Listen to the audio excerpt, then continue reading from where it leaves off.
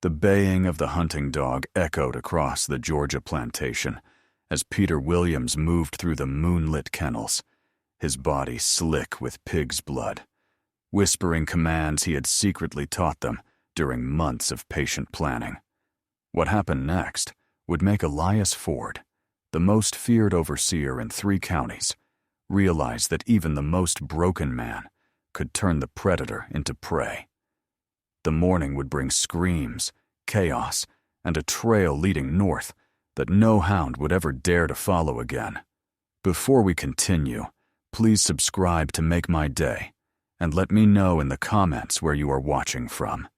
The autumn of 1850 brought an unusual chill to the Whitmore plantation in southern Georgia, where cotton fields stretched beyond the horizon like a white sea under the relentless sun.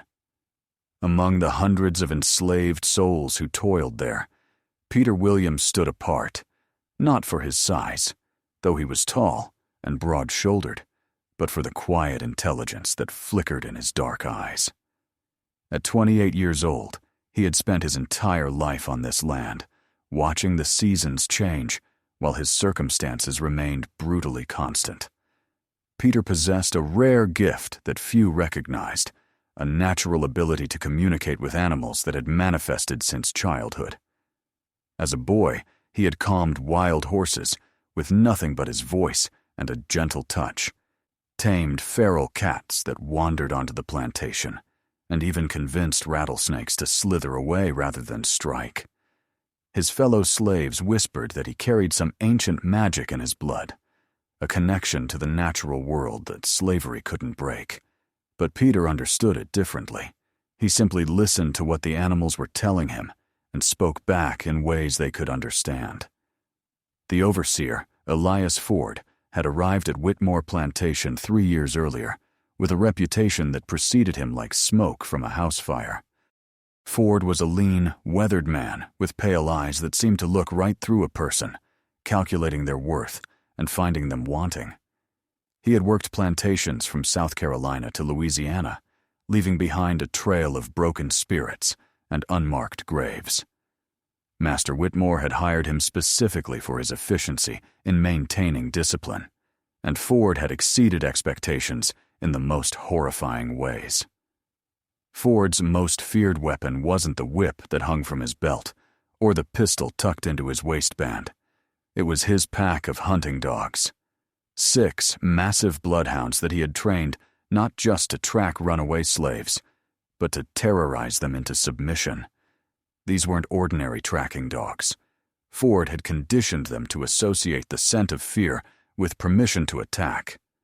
The mere sound of their baying in the distance was enough to make grown men weep and turn themselves in rather than face what awaited them in the woods. Peter had witnessed the dogs work firsthand on a humid July morning when 17-year-old Moses had attempted to reach his sister on a neighboring plantation. The boy had made it less than 5 miles before Ford's hounds caught his trail. When they dragged him back, Moses was barely recognizable, his clothes torn to shreds, deep puncture wounds covering his arms and legs where the dogs had latched on and held him until Ford arrived. The boy's eyes held a vacant stare that never quite returned to normal, and he walked with a permanent limp that served as a daily reminder to everyone of what happened to those who ran. The incident with Moses had planted a seed in Peter's mind that grew slowly but persistently over the following months. He began observing Ford's dogs with new intensity, studying their behavior, their hierarchy, their routines. He noticed that despite their fearsome reputation, they were still animals, with the same basic needs and instincts as any other creature. They responded to kindness. They craved affection, and most importantly, they could be taught. Ford kept the dogs in a large pen behind his quarters, a sturdy wooden enclosure surrounded by iron fencing that kept the hounds secure but visible.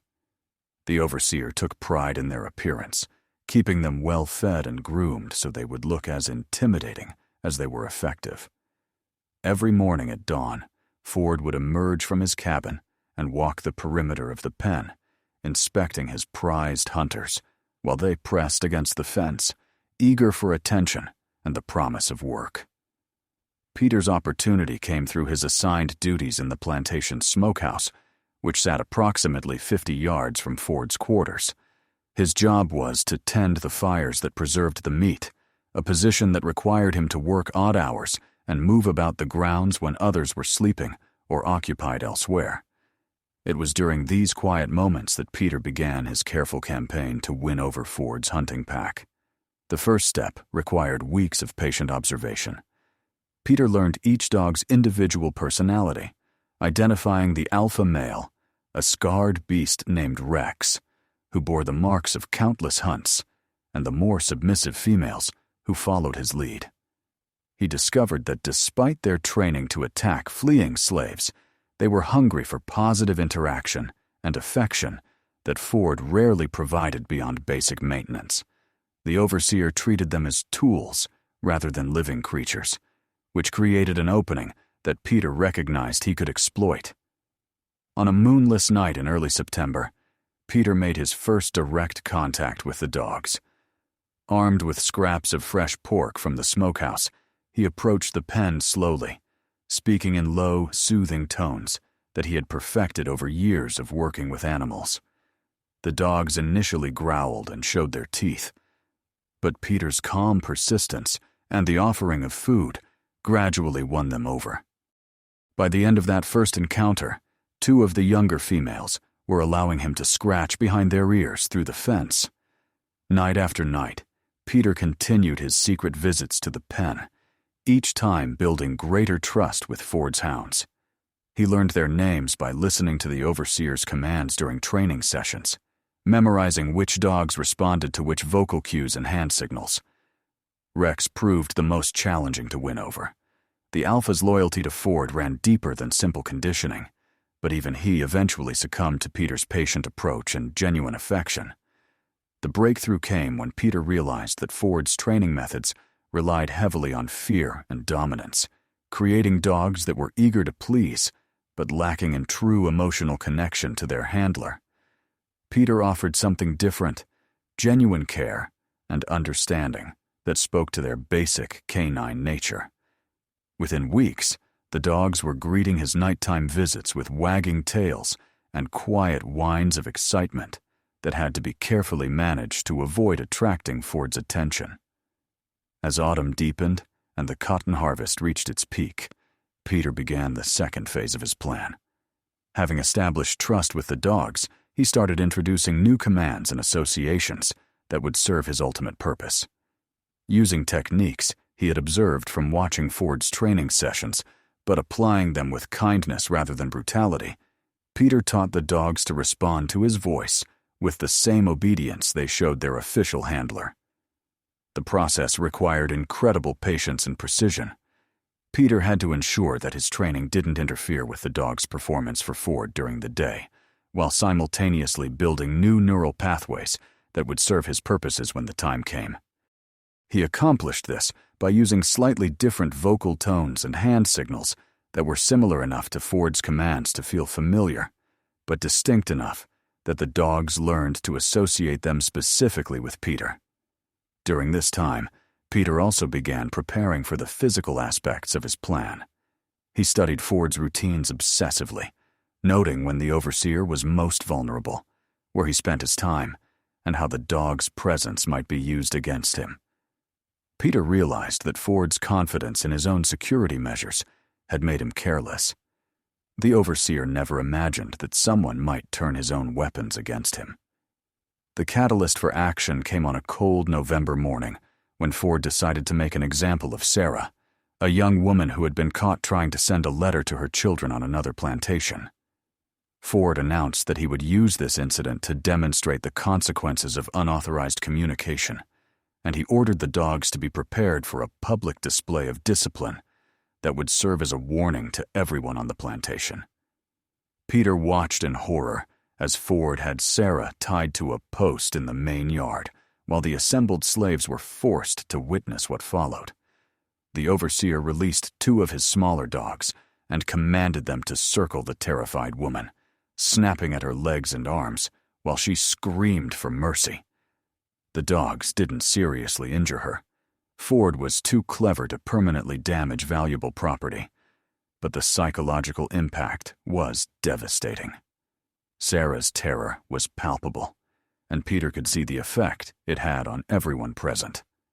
That night, as Sarah lay in the slave quarters, sobbing from trauma and shame, Peter made his final decision.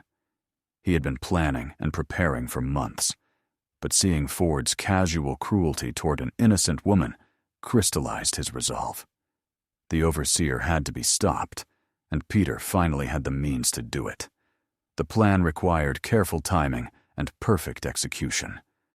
Peter waited for the new moon, when darkness would provide maximum cover for his movements.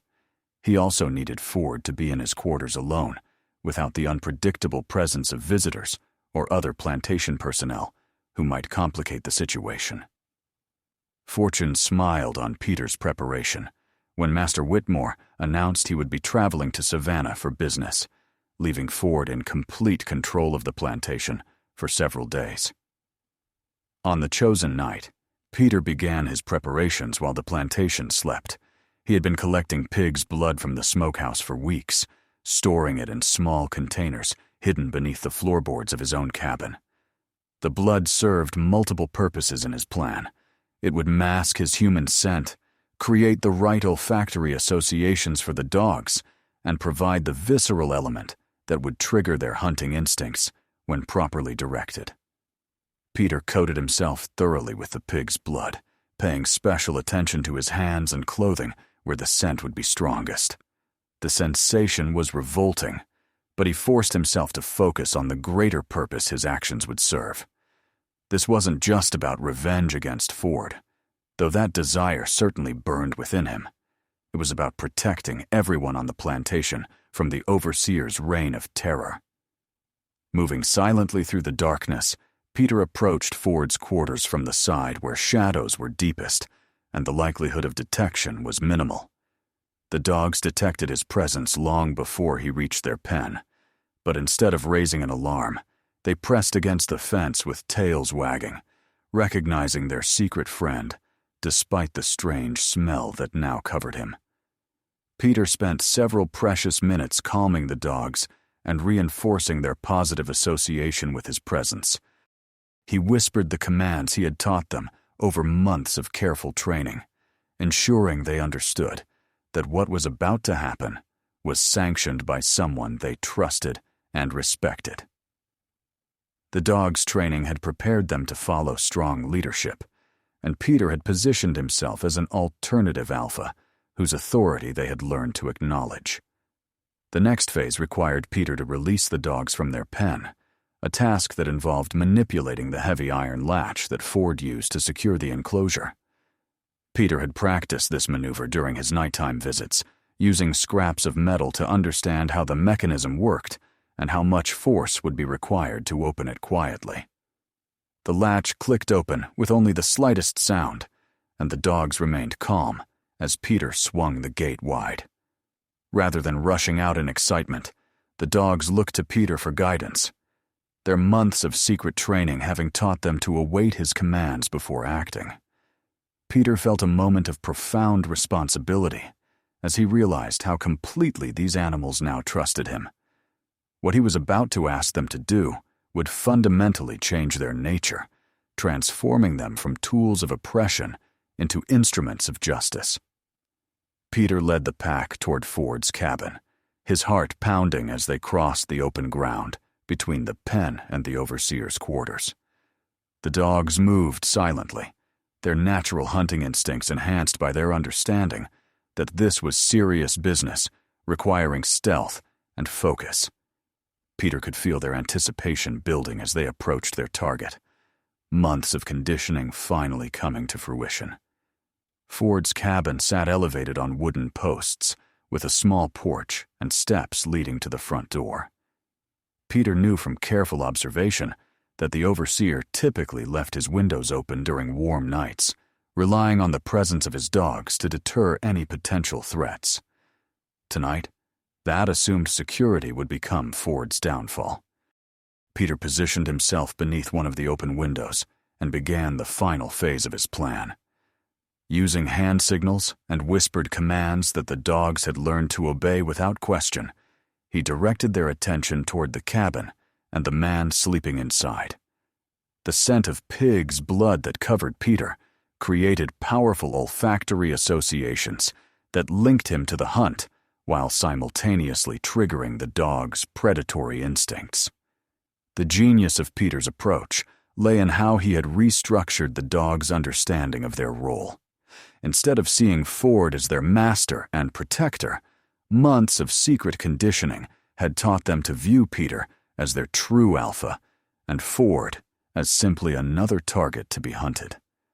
The pig's blood scent reinforced this new hierarchy, while providing the sensory trigger that would unleash their trained aggression. Peter gave the final command, a low whistle that he had taught the dogs to associate with permission to attack. The effect was immediate and terrifying. 6 hunting dogs that had been bred and trained for violence suddenly focused that energy on their former master with single-minded intensity. They launched themselves through Ford's open windows and door with the same savage efficiency they had previously reserved for runaway slaves. Ford's screams pierced the night air as he awoke to find himself under attack by his own animals.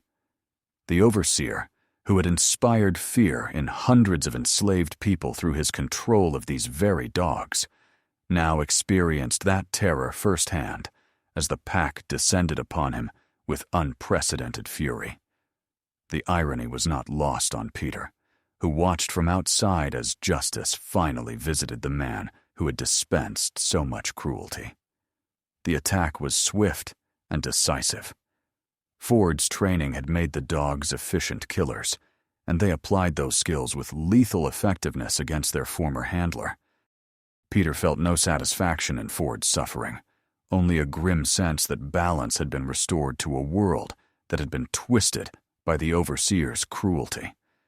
The sounds from inside the cabin gradually subsided as Ford's struggles ended.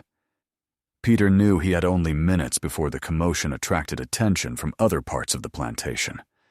Working quickly, he called the dogs away from Ford's body and led them back toward their pen. The pack obeyed his commands without hesitation. Their loyalty now completely transferred from their former master to the man who had shown them genuine affection and respect. Instead of returning the dogs to their enclosure, Peter made a decision that surprised even himself. He released them into the darkness beyond the plantation boundaries, giving them the freedom they had never known under Ford's harsh control. The dogs understood this gift instinctively, and after a final moment of connection with the man who had liberated them, they disappeared into the Georgia wilderness, where they would live as nature intended. Peter then began covering his tracks, both literally and figuratively. He used Ford's own tools to create a trail leading north from the cabin, suggesting that the overseer had been attacked by unknown assailants who then fled toward the Free States. Peter scattered personal items along this false trail, including pieces of Ford's clothing torn to suggest a struggle, and even some of the overseer's blood to reinforce the deception. The most crucial element of Peter's misdirection involved eliminating evidence of his own involvement. He buried the containers that had held the pig's blood, burned the clothes he had worn during the attack, and carefully cleaned any traces of blood from his body, using water from a nearby stream. By dawn, no physical evidence connected him to Ford's death beyond his presence on the plantation, which was easily explained by his legitimate duties.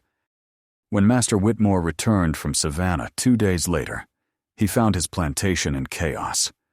Ford's body had been discovered by other overseers who had come looking for him when he failed to appear for his morning rounds. The false trail leading north had convinced local authorities that Ford had been killed by abolitionists or escaped slaves who had returned seeking revenge. The investigation that followed was thorough, but ultimately fruitless. Sheriff's deputies interviewed every slave on the plantation, including Peter, but found no evidence pointing toward any specific individual or group. Peter's reputation as a quiet, obedient worker served him well during questioning, and his genuine grief over the loss of life, even Ford's life, convinced investigators of his innocence. The absence of Ford's dogs puzzled authorities, who initially assumed the animals had been stolen by the same parties responsible for the overseer's death. Search parties combed the surrounding countryside, but found no trace of the valuable hunting pack. Local newspapers reported the mysterious disappearance as evidence of a well-organized conspiracy against plantation security, further reinforcing the narrative that outside agitators were responsible. Master Whitmore hired a new overseer within the week, a man named Roberts, who lacked Ford's reputation for extreme violence, but maintained strict discipline through more conventional means. The change in atmosphere on the plantation was immediate and profound. Without the constant threat of Ford's dogs, slaves found small freedoms that had been impossible under the previous regime. Peter continued his duties in the smokehouse, maintaining the same quiet demeanor that had served him so well throughout his secret campaign against Ford.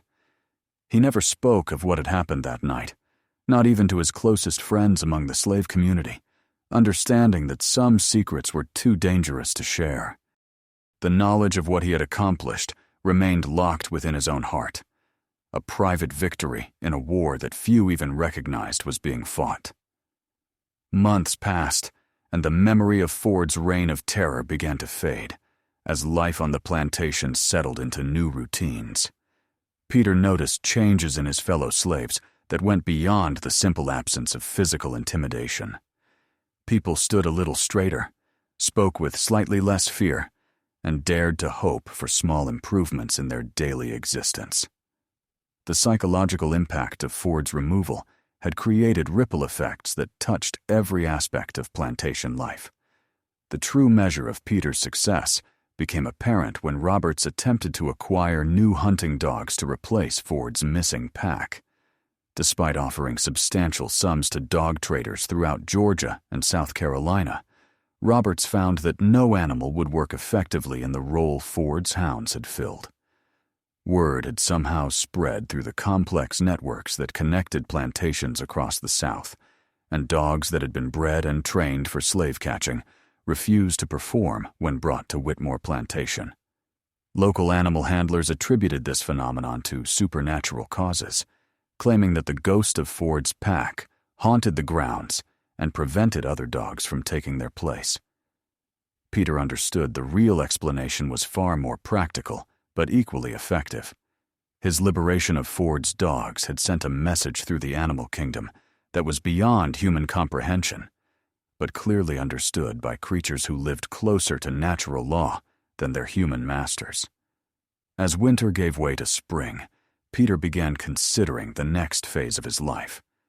Ford's death had eliminated the immediate threat that had motivated his elaborate plan, but it had also awakened something within him that could not easily be put back to sleep. Peter had discovered that even within the constraints of slavery, individual action could create meaningful change. The question now was how to build upon that knowledge without exposing himself to unnecessary risk. The answer came from an unexpected source when a group of escaped slaves passing through the area sought shelter in the abandoned buildings at the edge of Whitmore Plantation. Peter encountered them during one of his nighttime trips to tend the smokehouse fires, and their leader, a woman named Freedom, who had taken that name after her escape from a Louisiana sugar plantation, recognized something in Peter's demeanor that marked him as different from other slaves they had encountered. Freedom's group was part of the Underground Railroad network that helped escaped slaves reach safety in the North, and they were always seeking local contacts who could provide information, supplies, or temporary shelter.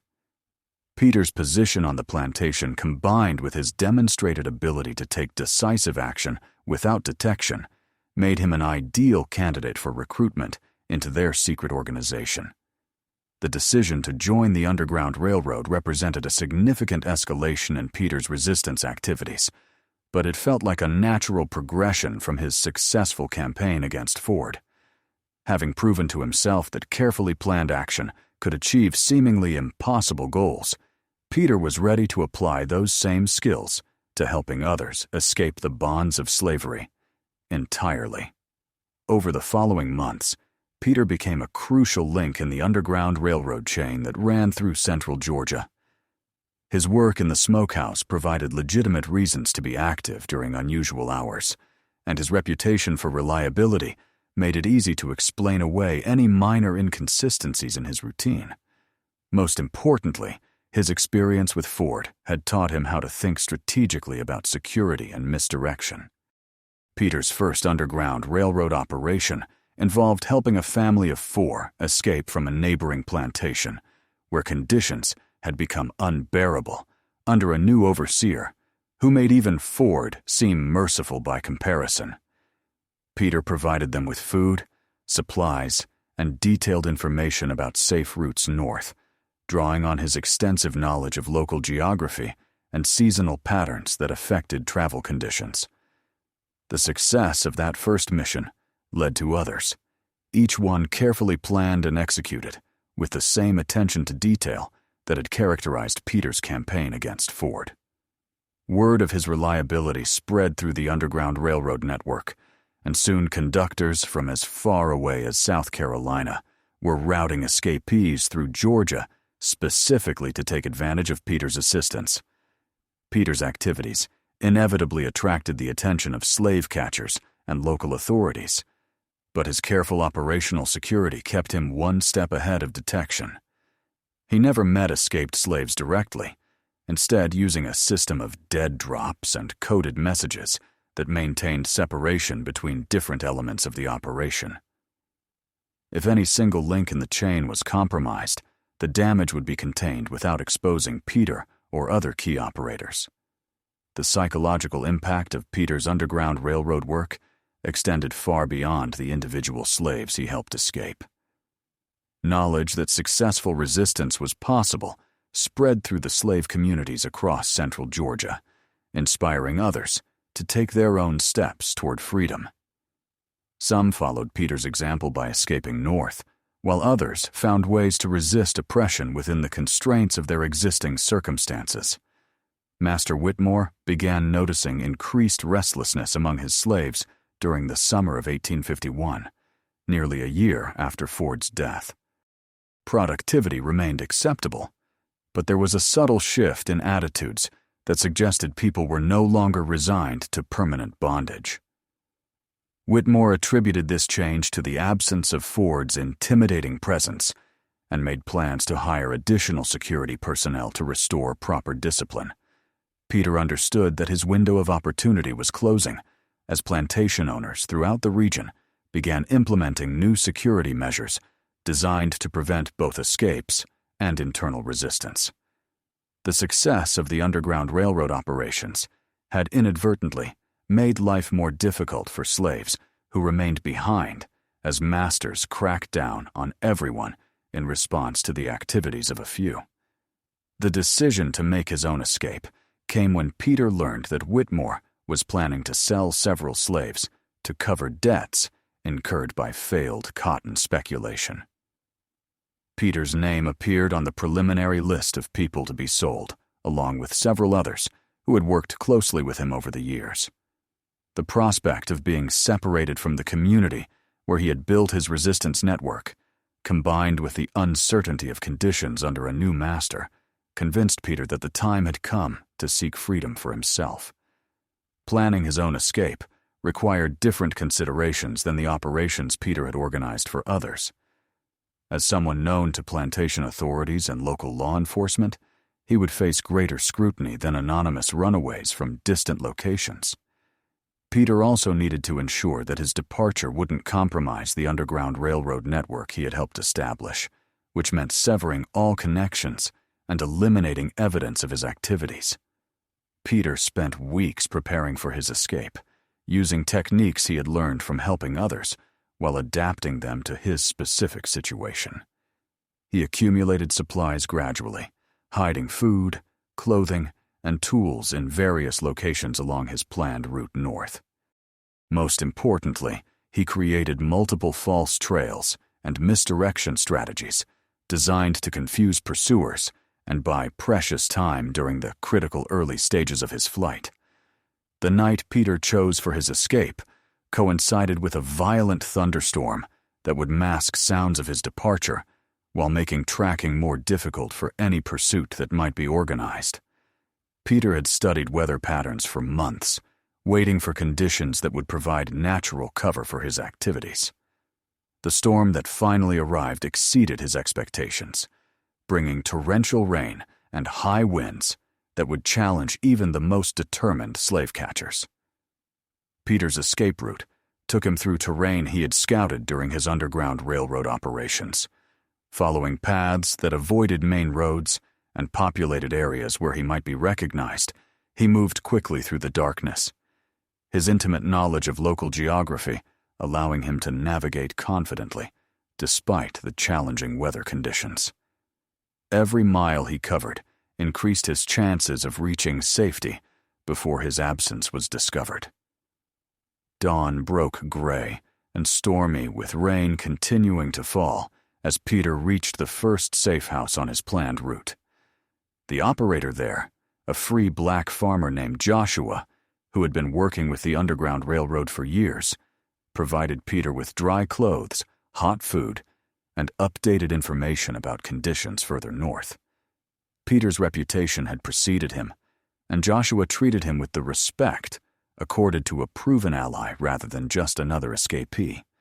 The journey north took Peter through a network of safe houses and sympathetic contacts that he had helped establish during his Underground Railroad activities. At each stop, he found people who knew his work by reputation and were eager to assist someone who had risked so much to help others. The irony of benefiting from a system he had helped create was not lost on Peter, but he accepted the assistance gratefully while remaining vigilant for signs of pursuit. News of Peter's escape reached Whitmore Plantation within hours of the storm's passage, when the overseer Roberts discovered his absence during the morning roll call. A search of Peter's quarters revealed that he had removed all personal possessions, confirming that this was a planned escape rather than a temporary absence. Roberts immediately organized search parties and contacted local authorities, but the storm had eliminated most traces of Peter's passage. The manhunt that followed was extensive, but ultimately unsuccessful. Slave catchers brought in from neighboring counties found evidence of Peter's initial route, but the trail went cold after the first few miles, where he had employed misdirection techniques learned from his Underground Railroad experience. Professional trackers acknowledged that they were dealing with someone who understood their methods and had planned accordingly. Peter's escape became a source of inspiration for slaves throughout central Georgia, proving that even long-term plantation residents could successfully seek freedom if they possessed the knowledge and determination necessary for such an undertaking. The psychological impact of his flight was magnified by his reputation as the quiet, reliable worker who had never shown obvious signs of rebelliousness before disappearing into the night. The Underground Railroad network that Peter had helped establish continued operating after his departure, though with increased caution due to heightened security measures implemented by local plantation owners.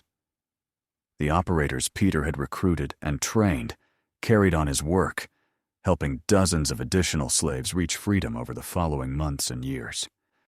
Peter's influence on the resistance movement extended far beyond his direct actions, creating a legacy that would outlast the institution of slavery itself. Peter's journey to freedom took him through Virginia, Maryland, and Pennsylvania, following established Underground Railroad routes that carried him steadily away from the dangers of recapture. At each stage of the journey, he found people who had heard of his work in Georgia and were honored to assist someone who had contributed so much to the cause of liberation. The network of abolitionists and sympathizers that he encountered reinforced his faith in the possibility of meaningful change. The final stage of Peter's journey brought him to Canada, where he joined a community of escaped slaves who had found genuine freedom beyond the reach of American slave catchers. Peter settled in a small town outside Toronto, where he found work as a blacksmith and began rebuilding his life as a free man. The skills he had developed during his years of resistance served him well in his new circumstances, as he quickly established himself as a reliable and trustworthy member of the community. Peter never forgot the people he had left behind in Georgia, and he remained active in abolitionist circles throughout his life in Canada. He provided information and assistance to Underground Railroad operations, helped newly arrived escapees adjust to freedom, and spoke publicly about his experiences whenever such testimony might advance the cause of ending slavery. His story became a powerful example of how individual courage and careful planning could overcome seemingly impossible odds.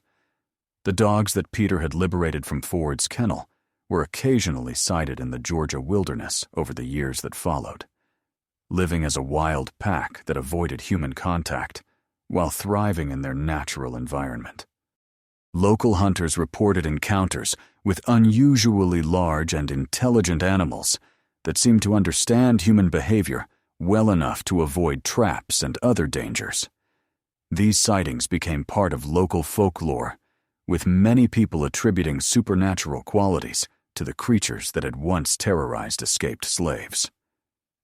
Master Whitmore never replaced Ford's hunting dogs, partly due to the practical difficulties encountered by Overseer Roberts, but also because the entire system of using animals to track and intimidate slaves had been fundamentally compromised by Peter's actions. The psychological advantage that such dogs had provided was lost once people realized that the animals could be turned against their handlers, and alternative security measures proved both more expensive and less effective.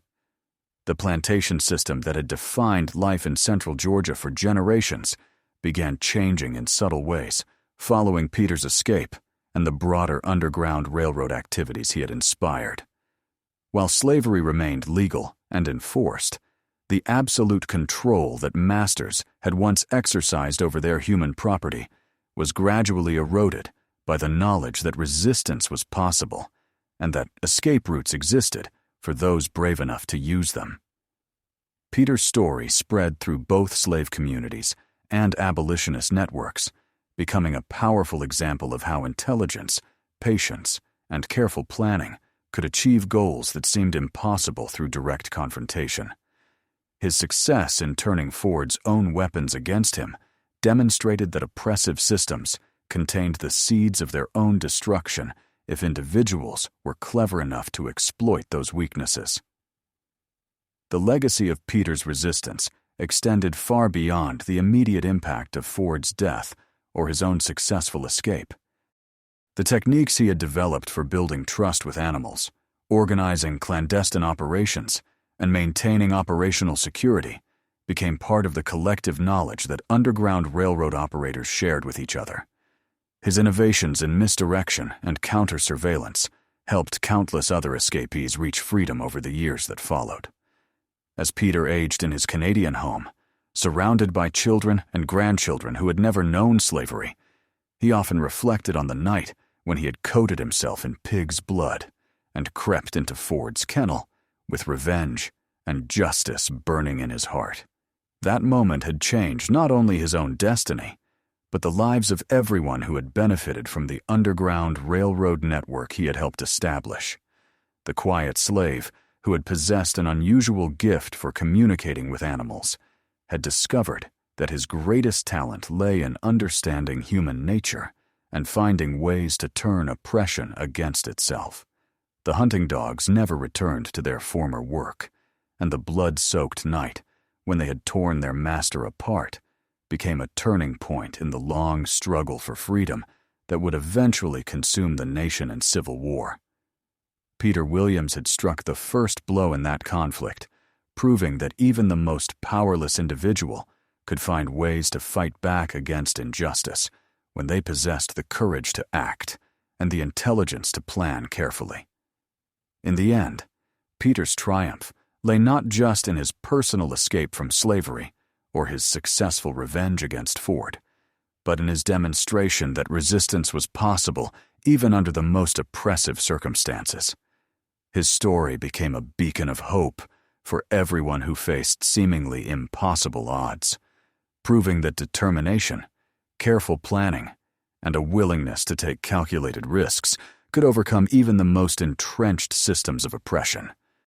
The overseer's dogs had been turned against him under the midnight moon, and the reverberations from that act of defiance would continue spreading long after the last hound had disappeared into the Georgia wilderness, carrying with them the scent of freedom that no amount of training could ever completely eliminate. Years passed in Peter's Canadian sanctuary, but the memories of that blood-soaked night remained vivid in his mind, not as nightmares, but as reminders of what ordinary people could accomplish when pushed beyond endurance. Peter established himself as more than just another escaped slave in his new community. He became a strategist and organizer whose experiences in Georgia had taught him lessons that proved invaluable in the broader fight against slavery. The town of Chatham, where Peter eventually settled, had become a haven for escaped slaves and free blacks who had fled American persecution. The community was diverse, including farmers, craftsmen, teachers, and former slaves who had purchased their freedom through years of careful saving. Peter found himself naturally gravitating toward leadership roles, his quiet intelligence and proven track record, making him someone others instinctively trusted with important decisions. Peter's blacksmith shop became an unofficial headquarters for Underground Railroad activities in the region, though he maintained the same operational security that had served him so well in Georgia.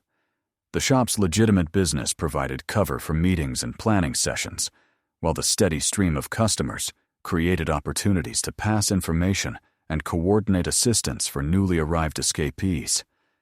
Peter had learned that the most effective resistance operations appeared completely ordinary to outside observers. Among the refugees who found their way to Peter's shop was Marcus, a young man who had escaped from a Virginia plantation after witnessing his sister's sale to a trader heading to the Deep South. Marcus possessed the same burning desire for justice that had motivated Peter's actions against Ford, but he lacked the patience and strategic thinking necessary for effective resistance. Peter recognized himself in the younger man's rage and took responsibility for channeling that energy in productive directions. Under Peter's guidance, Marcus learned the importance of careful planning and operational security that had enabled Peter's success in Georgia. The lessons went beyond practical techniques to include deeper understanding of how oppressive systems worked and where they were most vulnerable to disruption. Peter taught Marcus that sustainable resistance required building networks and institutions rather than simply striking out at individual oppressors. The relationship between Peter and Marcus developed into something resembling that between father and son, with Peter sharing not just tactical knowledge, but also the philosophical framework that had sustained him through his years of bondage and resistance.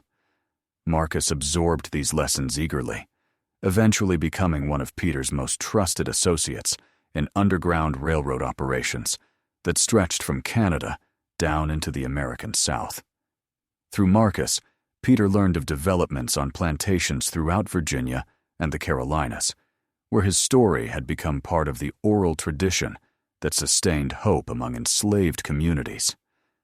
The tale of the slave who had turned hunting dogs against their master had been embellished and mythologized over the years, but its core message remained powerful and inspiring.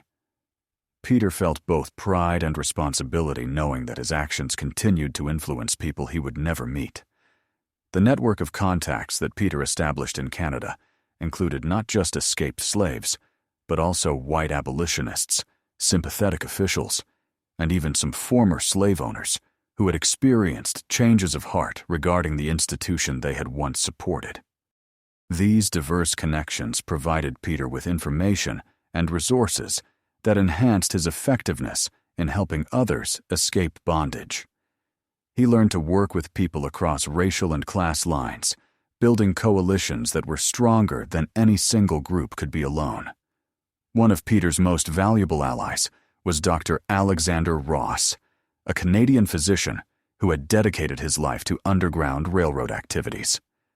Ross possessed credentials and social connections that allowed him to travel freely throughout the American South, where he gathered intelligence and established new escape routes for enslaved people seeking freedom. The doctor's scientific background complemented Peter's practical experience, creating a partnership that proved remarkably effective. Dr. Ross brought Peter disturbing news about conditions on Georgia plantations in the years following his escape. Master Whitmore had died of a heart attack in 1853, and his property had been sold to settle debts accumulated through failed cotton speculation and poor investment decisions. The new owner, a businessman named Richardson from Charleston, had implemented even harsher discipline than Ford had maintained, viewing slaves purely as economic units whose productivity needed to be maximized regardless of human cost. The information about Richardson's brutal methods motivated Peter to expand his Underground Railroad activities to include specific operations targeting Georgia plantations. Working with Dr. Ross and other allies, Peter developed plans to rescue not just individual escapees, but entire families who were facing separation through sale or transfer to other properties. These complex operations required months of preparation and coordination among multiple operators across several states. Peter's first major rescue operation focused on the family of his old friend Moses, the young man who had been savaged by Ford's dogs years earlier. Moses had never fully recovered from his injuries, both physical and psychological, but he had married and started a family, despite the trauma he had endured. When Richardson announced plans to sell Moses's wife and children to cover gambling debts, Peter knew he had to act. The operation to rescue Moses's family required Peter to return to Georgia for the first time since his escape, a decision that carried enormous personal risk, but felt morally necessary. Peter had changed significantly during his years in Canada, gaining confidence and skills that made him a different person than the quiet slave who had once tended fires in Whitmore's smokehouse. However, returning to the scene of his greatest triumph also meant confronting memories and emotions that he had been able to avoid during his years of exile. Peter's reconnaissance of the Richardson plantation revealed that conditions had indeed deteriorated significantly since Whitmore's death. The new owner had eliminated many of the small privileges and freedoms that had made life bearable under the previous regime, implementing a system of surveillance and punishment that made Ford's methods seem restrained by comparison. Richardson employed multiple overseers and used modern security techniques that made escape attempts far more dangerous than they had been in Peter's time. The challenge of operating in this new environment pushed Peter to develop more sophisticated methods than those that had served him during his earlier resistance activities. He could no longer rely on intimate knowledge of routines and personalities that had enabled his success against Ford. Instead, needing to adapt to changed circumstances while maintaining the operational security that had kept him alive and free for so many years. Peter's solution involved recruiting local allies who could provide current intelligence about Richardson's operations while maintaining distance from the actual rescue attempt. These contacts included free blacks in nearby towns, sympathetic white residents who opposed slavery on moral grounds, and even some of Richardson's own slaves who were willing to take calculated risks to help others escape. Building this network required weeks of careful cultivation and testing to ensure that no Confederate sympathizers had infiltrated the operation. The rescue plan that Peter ultimately developed was far more complex than anything he had attempted during his Underground Railroad work in Canada. The operation required coordinating the movements of multiple teams across several counties, timing their actions to avoid detection, while ensuring that Moses's family could be extracted safely and transported to the first stage of their journey north. Every element of the plan had to account for Richardson's enhanced security measures, while maintaining flexibility to adapt to unexpected developments. The night chosen for the rescue coincided with a regional gathering of plantation owners in nearby Milledgeville, an event that would draw Richardson and several of his overseers away from the property for at least 24 hours. Peter had learned of this opportunity through Dr. Ross, who maintained contacts among the Southern elite through his legitimate medical practice. The absence of key security personnel would create a window of vulnerability that Peter intended to exploit fully. Peter's team for the operation included Marcus, who had insisted on participating despite the dangers involved, 2 other experienced Underground Railroad operators from Canada, and several local allies who would provide logistical support and misdirection. Each team member had specific responsibilities that minimized their exposure while maximizing the likelihood of mission success. Peter had learned from his earlier experiences that successful operations required both careful planning and competent execution by trusted associates. The extraction of Moses's family proceeded smoothly during the early stages, with Peter's team successfully infiltrating the plantation and locating their targets without raising alarms. Moses initially refused to believe that rescue was possible, his years of trauma having convinced him that escape attempts only led to greater suffering. Peter had to reveal his identity and share details of his successful campaign against Ford before Moses would trust the reality of the opportunity being offered. The psychological damage that Moses had sustained became apparent as Peter tried to convince him to leave with his family. Years of brutal conditioning had created a form of learned helplessness that made Moses fear any action that might attract Richardson's attention, even actions that offered genuine hope of freedom. Peter realized that rescuing Moses would require not just physical extraction, but also therapeutic intervention to help him overcome the mental barriers that slavery had created. Peter's approach to helping Moses involved sharing his own story of resistance and escape, demonstrating that even someone who had suffered severe trauma could find the courage to fight back and seek freedom. The conversation took place in whispered tones, while other team members maintained security. But Peter could see his words beginning to penetrate the defensive walls that Moses had built around his damaged psyche. Gradually, hope began to replace resignation in the younger man's eyes. The breakthrough came when Moses's wife Sarah added her voice to Peter's arguments, reminding her husband that their children deserved a chance at freedom, even if the adults had been too damaged by slavery to fully embrace the possibility. Her words carried weight that Peter's could not, speaking to Moses's protective instincts as a father and husband rather than his fears as a traumatized individual. Finally, Moses agreed to join the escape attempt, though his participation remained tentative and fragile. Moving Moses's family off the plantation required different techniques than Peter had used for his own escape, since the group included small children who could not be expected to maintain the discipline and silence that solo operations demanded. Peter had prepared for this challenge by developing specialized methods for family extractions, including sedatives to keep young children quiet during critical phases and modified routes that avoided areas where noise discipline was most important.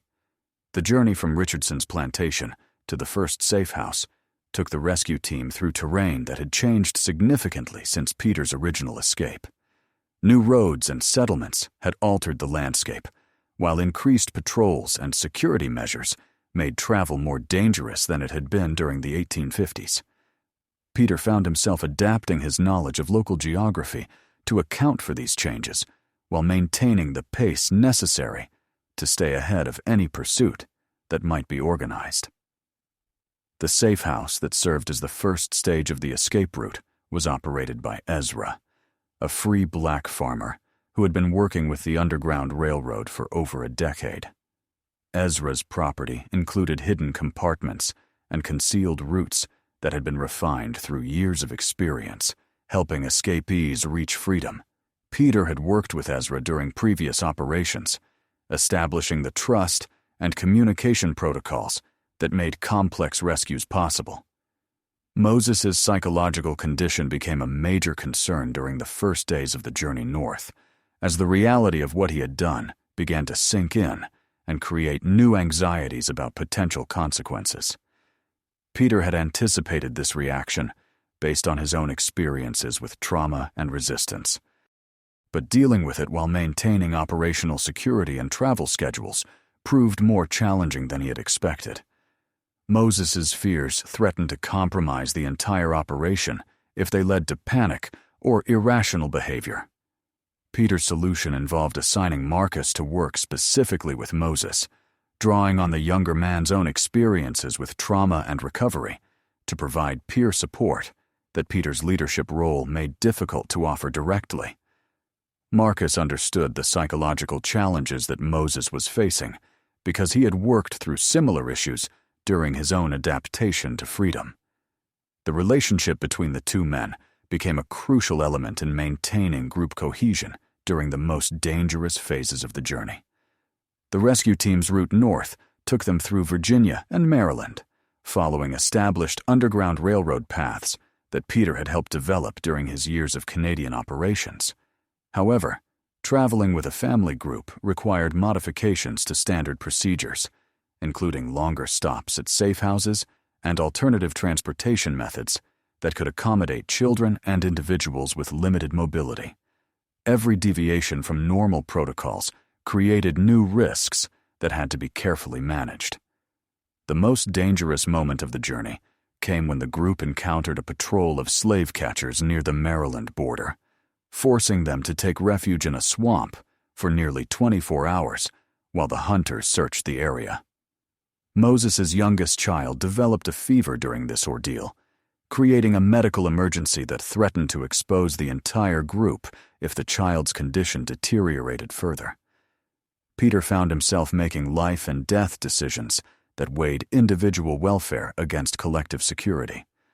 Dr. Ross's medical expertise proved crucial in treating the sick child while maintaining the operational security necessary for the group's survival. The doctor had joined the rescue team for the final stages of their journey, bringing medications and equipment that enabled him to provide professional care under primitive conditions. His presence also provided additional credibility with local allies who might be suspicious of escaped slaves, but trusted a white physician's judgment. The successful completion of Moses's family rescue established Peter's reputation as someone capable of organizing and executing the most challenging underground railroad operations. Word of his success spread through abolitionist networks, leading to requests for assistance from other families facing separation or sale. Peter found himself coordinating increasingly complex operations that pushed the boundaries of what small teams could accomplish against well-organized opposition. Peter's next major operation involved a coordinated rescue of multiple families from plantations across South Carolina, an undertaking that required months of preparation and coordination among dozens of operators working in several states. The scale of this operation exceeded anything that had been attempted previously, but Peter believed that bold action was necessary to demonstrate that the Underground Railroad could challenge slavery even in its strongholds. The South Carolina operation served as a prototype for larger resistance activities that would characterize the final years before the Civil War. As tensions between North and South reached levels that made peaceful resolution increasingly unlikely, Peter found himself working not just to help individuals escape bondage, but to contribute to broader political and social changes that would ultimately end slavery entirely. His personal experiences had evolved into a larger understanding of systemic change and collective action. The success of Peter's expanded Underground Railroad activities attracted attention from both supporters and opponents of slavery, leading to increased security measures and more aggressive pursuit of resistance organizers. Peter adapted to these challenges by developing more sophisticated counter-surveillance techniques and building deeper networks of support that could withstand increased pressure from authorities. His operations became models for resistance activities throughout the borderlands between slave and free states. The philosophical evolution that Peter underwent during these years of expanded resistance work led him to develop new theories about the nature of oppression and the most effective methods for combating it. He began to see his early success against Ford not just as personal revenge, but as an example of how understanding an oppressive system's internal contradictions could be used to turn that system against itself. These insights influenced his approach to larger operations and his mentoring of younger resistance organizers. Peter's theoretical understanding of resistance found practical application when he was contacted by supporters of John Brown, the radical abolitionist who was planning armed action against slavery in Virginia.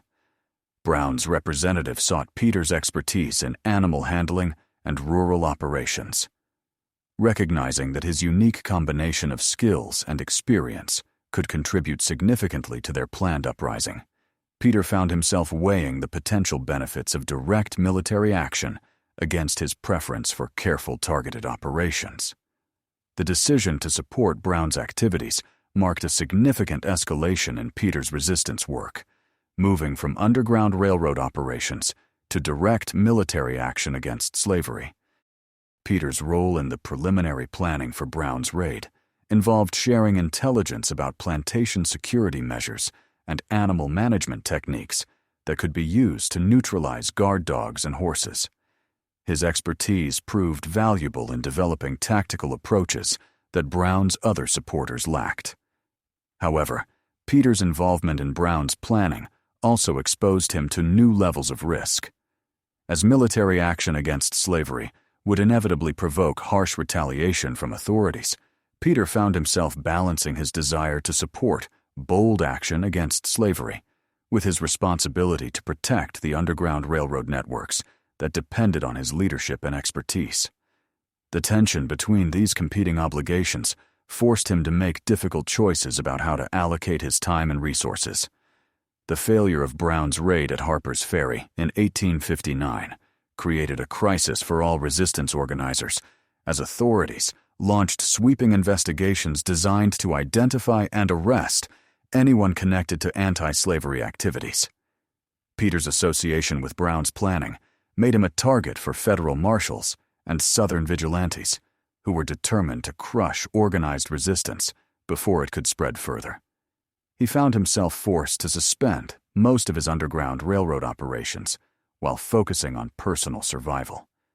The period following Brown's capture and execution became one of the most dangerous in Peter's career as a resistance organizer.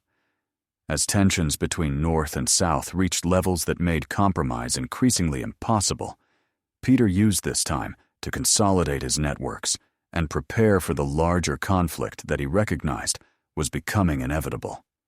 His experiences during these tense months taught him valuable lessons about operating under extreme pressure while maintaining long-term strategic perspective. The election of Abraham Lincoln in 1860 provided new hope for anti-slavery activists while also triggering the secession crisis that would lead to civil war. Peter found himself in the unique position of having extensive intelligence about Southern plantation operations, just as this information became valuable to Union military planners. His transition from resistance organizer to military intelligence asset represented another evolution in his long campaign against slavery. Peter's work with Union intelligence services during the early stages of the Civil War drew heavily on the networks and knowledge he had developed during his Underground Railroad years. His intimate understanding of plantation operations, rural geography, and slave community dynamics provided Union commanders with insights that proved valuable in planning military operations throughout the Confederate States. Peter had become not just a former slave seeking revenge, but a strategic asset in the broader war against slavery. The Union's evolving policies toward escaped slaves created new opportunities for Peter to expand his resistance activities beyond individual rescues to larger-scale liberation efforts. As federal forces penetrated deeper into Confederate territory, Peter found himself coordinating the evacuation of entire plantation communities, whose residents sought protection behind Union lines. These operations required logistical capabilities that far exceeded anything he had developed during his Underground Railroad years. Peter's most ambitious wartime operation involved the coordinated liberation of over 200 slaves from plantations along the Savannah River, an undertaking that required cooperation between his civilian networks and advancing Union military forces. The operation served as a model for similar efforts throughout the South, demonstrating how experienced resistance organizers could leverage military campaigns to achieve liberation goals that would have been impossible through clandestine methods alone. The success of large-scale liberation operations during the Civil War validated many of the techniques and principles that Peter had developed during his years of Underground Railroad work. His emphasis on careful planning, operational security, and building trust with local communities proved essential when applied to military operations that affected thousands of people rather than small groups of escapees. Peter's influence on Union liberation strategies extended far beyond his direct participation in specific operations. As the war progressed and Union victory became increasingly likely, Peter began planning for the challenges that would face newly freed slaves during the Reconstruction period that would follow Confederate defeat. His experiences with helping escapees adapt to freedom in Canada provided valuable insights into the educational, economic, and social support systems that would be necessary to make emancipation meaningful rather than merely legal. Peter recognized that winning the war would be only the first step in a longer struggle for genuine equality. The approach of Union forces to central Georgia in 1864 created an opportunity for Peter to return to the scene of his greatest early triumph.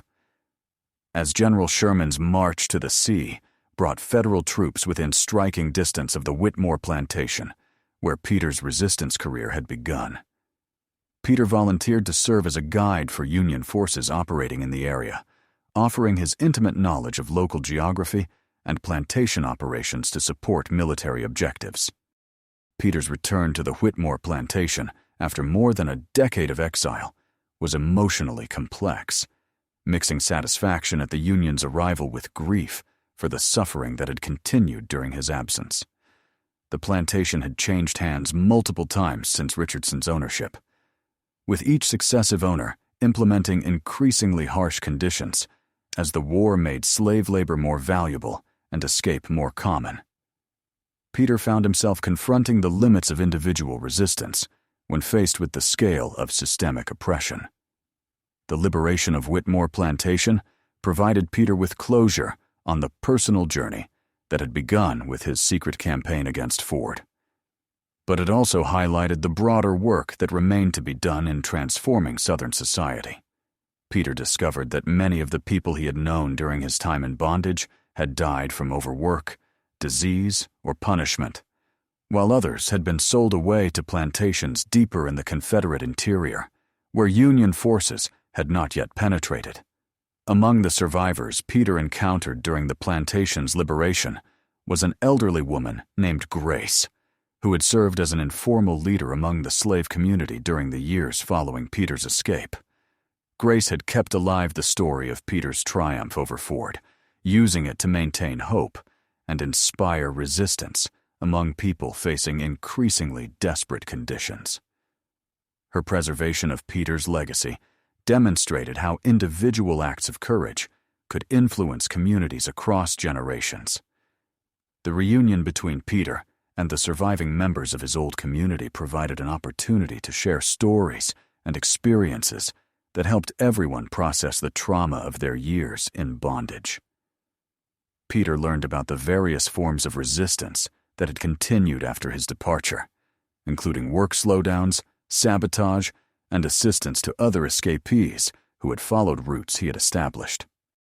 These activities demonstrated that his influence had continued long after his physical departure from the plantation. The end of the Civil War and the formal abolition of slavery throughout the United States marked the culmination of Peter's lifetime struggle against the institution that had defined his early years. However, Peter recognized that legal emancipation would not automatically solve the problems facing former slaves, who would need education, economic opportunities, and political rights to achieve genuine freedom. His work during the Reconstruction period would prove as challenging and important as his pre-war resistance activities. Peter's post-war career involved establishing schools and community organizations that helped former slaves develop the skills and knowledge necessary for participating in free society. His experiences in Canada had taught him about the importance of education and economic development in creating sustainable freedom, lessons that he applied to Reconstruction work throughout the South. Peter became a bridge between the resistance networks of the slavery era and the civil rights organizations that would emerge during Reconstruction. The legacy of Peter's resistance career extended far beyond his personal achievements to include the networks, techniques, and philosophical approaches that influenced generations of civil rights activists. His emphasis on careful planning, building trust across racial lines, and understanding the internal contradictions of oppressive systems became part of the intellectual foundation for future social justice movements. Peter had demonstrated that individual courage, when properly channeled and supported, could contribute to systemic change. The hunting dogs that Peter had liberated from Ford's kennel were never seen again after disappearing into the Georgia wilderness. But their symbolic importance grew over the years as the story of their liberation became part of African American folklore. The tale of the slave who turned his master's weapons against him resonated with later generations who faced different forms of oppression, but drew inspiration from Peter's example of how intelligence and determination could overcome seemingly impossible odds. In his final years, Peter often reflected on the night when he had coated himself with pig's blood and crept into Ford's kennel with revolution burning in his heart. That moment had launched a career of resistance that spanned decades and contributed to the end of slavery itself, proving that even the most powerless individual could find ways to fight back against injustice when they possessed the courage to act and the wisdom to plan carefully. The overseer's dogs had been turned against him under the midnight moon, and from that act of defiance had grown a movement that changed the course of American history.